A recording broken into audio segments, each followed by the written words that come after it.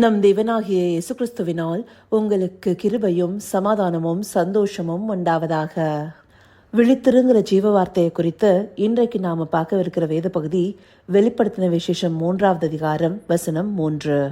Revelation chapter 3 verse 3. ஆகையால் நீ கேட்டு பெற்றுக்கொண்ட வகையை நினைவு கூர்ந்து அதை கை கொண்டு மனம் திரும்பு. நீ விழித்திராவிட்டால் திருடனைப் போல் உன்மேல் வருவேன், நான் உன்மேல் வரும் வேலையை அறியாதிருப்பாய். வெளிப்படுத்தின விசேஷத்துல சொல்லப்பட்டிருக்க 7 சபைகள்ல சர்தை சபையானது விழித்திராத ஒரு சபையாக இருக்குன்னு குறிப்பிடப்பட்டிருக்கு. இந்த 3வது வசனத்துல மாத்திரம் இல்ல, முதல் வசனம் பின்பாதியும் 2வது வசனத்தையும் எடுத்துட்டோம்னா, உன் கிரியைகளை அறிந்திருக்கிறேன், நீ உயிருள்ளவன் என்று பெயர் கொண்டிருந்தும் செத்தவனாய் இருக்கிறாய். நீ விழித்து கொண்டு சாகிறதுக்கு ஏதுவாய் இருக்கிறவைகளை ஸ்திரப்படுத்து. இந்த வசனத்துல உயிருள்ளவன் என்று பெயர் பெற்றும் செத்தவனா இருக்கிறாய்னு சொல்லப்பட்டிருக்கு இல்லையா? இது அந்த சபையுடைய ஆவிக்குரிய நிலையை குறிக்கிறதாக இருக்கு. ஆவிக்குரிய நிலையில சர்தை சபையானது செத்தவனை போல இருக்கு. அப்படி இருக்கிற சபையை பார்த்து நீ விழித்து கொண்டு சாகிறதுக்கு ஏதுவா இருக்கிறவைகளை ஸ்திரப்படுத்துன்னு ஆவியானவர் எச்சரிக்கிறாரு. அதை சொல்லிய பிற்பாடு நாம பார்த்த பிரதான வசனத்துல விழித்திருக்கிறதுக்கு அந்த சபை என்ன செய்யணும்னு குறிப்பிடப்பட்டிருக்கு. அப்படியாக அந்த சபையானது கேட்டு பெற்றுக்கொண்ட வகையை நினைவு கூர்ந்து அதை கை கொண்டு மனம் திரும்பணும். கேட்டு பெற்றுக்கொண்ட வகைங்கிறது எதை குறிப்பிடுது? தேவனுடைய வசனத்தையே. ஒவ்வொரு சபையும் தேவனுடைய வார்த்தைகள்னால கட்டப்படுகிறதாக இருக்கு. அந்தபடியாக ஆவியானவர் சபைகளுக்கு தேவனுடைய வார்த்தையை வெளிப்படுத்துறாரு. அதை அந்த சபை கேட்டு பெற்றுக்கொள்ளுது. அப்படி கேட்டு பெற்றுக்கொண்ட அந்த வார்த்தைகளை நினைவு கூர்ந்து அதை கை கொண்டு மனம் திரும்புகிறதாக இருக்கணும். இந்த மனம் திரும்புதலை குறித்த ஆவியானவர் எல்லா சபைகளுக்கும் எச்சரிப்பின் வார்த்தைகளை வெளிப்படுத்துறாரு இல்லையா? இப்படியாக மனம் திரும்புவதே விழித்திருக்கிறதை காண்பிக்கிறதாக இருக்கு. அதை நாம புரிந்து கொள்வதற்கு இந்த வசனத்துல மேற்படியா பார்க்கும்போது நீ விழித்திராவிட்டால்னு சொல்லப்பட்டிருக்கோம். இங்க இந்த வார்த்தை சொல்லப்படுவதற்கு முன்பாக அதை கை கொண்டு மனம் திரும்பன்னு சொல்லப்பட்டிருக்கு இல்லையா? அப்போ அதற்கு பிற்பாடு நீ மனம் திரும்பாவிட்டால்னு சொல்லப்பட்டிருக்கணும். அதற்கு பதிலாக நீ விழித்திராவிட்டால்னு சொல்லப்படும் போது மனம் திரும்புவது விழித்திருப்பதற்கு ஏதுவாக இருக்கு இல்லையா? அந்தபடியாக சபையானது மனம் திரும்பி விழித்து கொண்டதாக இருக்கணும். ஒருத்தர் மனம் திரும்புவதுங்கிறது அவங்களுடைய பாவ கிரியைகளையும் செத்த கிரியைகளையும் விட்டு அகன்று தேவனுக்கு நேராக அவருடைய வார்த்தைகளுக்கு நேராக தன்னை ஒப்பு கொடுக்கறதை குறிக்கிறதாக இருக்கு. இந்த இடத்துல சபையானது தேவனுடைய வார்த்தையை ஏற்கனவே பெற்றுக்கொண்டதாக இருக்கு. ஆனா அதை விட்டு வழிவிலகி போய் செத்த கிரியைகளுக்கு ஏதுவாக நடந்து கொள்ளுது. அப்படி இருக்கிற சபை தன்னை உயிருள்ளவன் என்று நினைத்து கொண்டாலும் அது அந்தபடியாக அல்லாம நித்திரை அடைந்ததாகவே இருக்கு.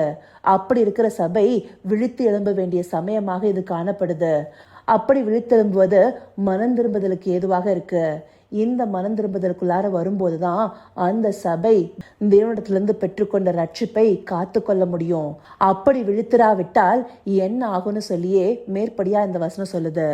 திருடனை போல் உன்மேல் வருவேன், நான் உன்மேல் வரும் வேலையை அறியாதிருப்பாய். இந்த திருடனை போல வருவேன்னு சொல்லப்படுகிற வார்த்தை தேவனுடைய வருகையை குறிக்கிறதாக இருக்கு இல்லையா? இதை நாம தெசலோனிக்கேயருக்கு எழுதின நிருபத்துல வாசிக்கிறோம். அது மாத்திரம் இல்லாம சுவிசேஷ புஸ்தகங்கள்ல தேவனுடைய வருகையை குறித்த காரியங்கள்ல பார்க்கிறோம். அந்தபடியாக சபையானது தேவனுக்கு விழிப்போடு காத்திருக்கிறதாக இருக்கணும். தேவன் வருகிறதை அறியாம நித்திரை மயக்கத்துல இருந்தா தேவன் வருகிற வேலையை அறியாமல் இருக்கும். அதையே திருடனை போல் உன்மேல் வருவேன்னு சொல்லப்பட்டிருக்கு. அப்படியாக வரும்போது ரட்சிப்பை காத்து கொள்ளாத அந்த சபையானது நியாய தீர்ப்புக்கு ஏதுவாக போகும். அந்தபடியாக போகக்கூடாதுங்கிறதுக்காகவே ஆவியானவர் சபையை விழித்திருந்து செயல்பட சொல்றாரு. இப்படியாக விழித்திருந்தோமே ஆனால் இந்த பூமியின் மேல வருகிற நியாய தீர்ப்புக்கு நாம தப்பிக்கொள்கிற வகையை தேவன் தாமே நமக்கு அருளி செய்வாரு. இதை நாம இதற்கு அடுத்தபடியா இருக்கிற பிலதெல்பியா சபைக்கு சொல்லப்பட்ட வார்த்தைகள்ல பார்க்கும்போது தெரியும்.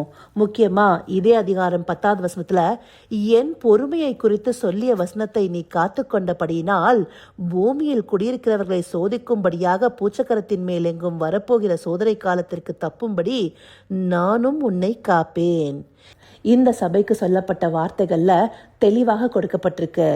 என் பொறுமையை குறித்து சொல்லிய வசனத்தை நீ காத்து கொண்டபடியால். அப்படியாக தேவனுடைய பொறுமையை காண்பிக்கிற அவருடைய வசனங்களை சபை காத்து கொள்ளும் போது தேவன் இந்த பூச்சக்கரத்துல வரப்போகிற அழிவுக்கும் நியாய தீர்ப்புக்கும் சோதனை காலத்திற்கும் நம்மை தப்புவித்து காத்து கொள்வார்.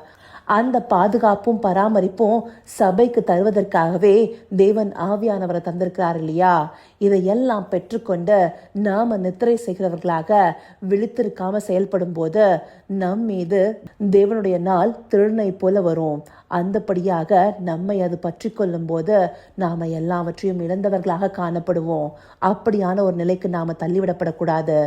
நேற்றைய தினத்திலே நாம பார்த்தபடியா அன்றைக்கு மாம்சத்தின்படியா இருந்த இஸ்ரவேலர் தங்களுக்கென்று அனுப்பப்பட்ட மேசியாவை அறிந்து கொள்ளாதபடி நித்திரை மயக்கமடைந்தவர்களாக இருந்தாங்க.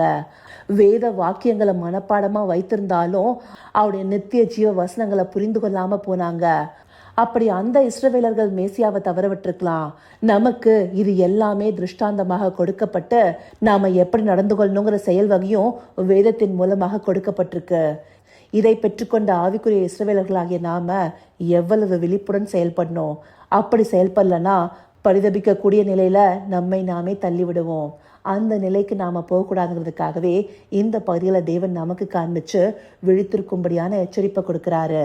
இதை உணர்வுள்ள இருதயத்தோடு பார்த்து நாம கேட்டு பெற்றுக்கொண்ட தேவனுடைய வார்த்தைகளை கை கொண்டு விழித்திருந்து செயல்பட அவரை நோக்கி பார்ப்போமா? கர்த்தாவே, தேவாதி தேவனே, உமக்கே இந்த வேலையில நன்றி செலுத்துகிறோம் ராஜா.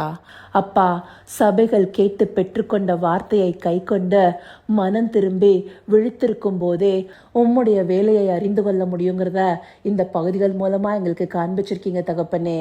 இதை அறிந்து கொண்டு நாங்க உணர்வுள்ளவர்களாக விழித்திருந்து செயல்பட தேவரீர் எங்களுக்கு கற்றுக் கொடுங்கப்பா. ஆம் ராஜா, எங்களுடைய செத்த கிரியைகளை விட்டு மனம் திரும்பி விழித்திருந்து செயல்பட ஒவ்வொரு நாளும் நாங்க பிரயாசப்படணும்பா. அப்படியாக தேவரீர் எங்களை நடத்த போகிற கிருபைக்காய் நன்றி செலுத்துகிறோம். சகலவித துதி மகிமை கனம் யாவும் ஒருவருக்கே செலுத்துகிறோம். இயேசு கிறிஸ்துவின் மூலமாய் வேண்டிக் கொள்கிறேன் பிதாவே. ஆமேன், ஆமேன்.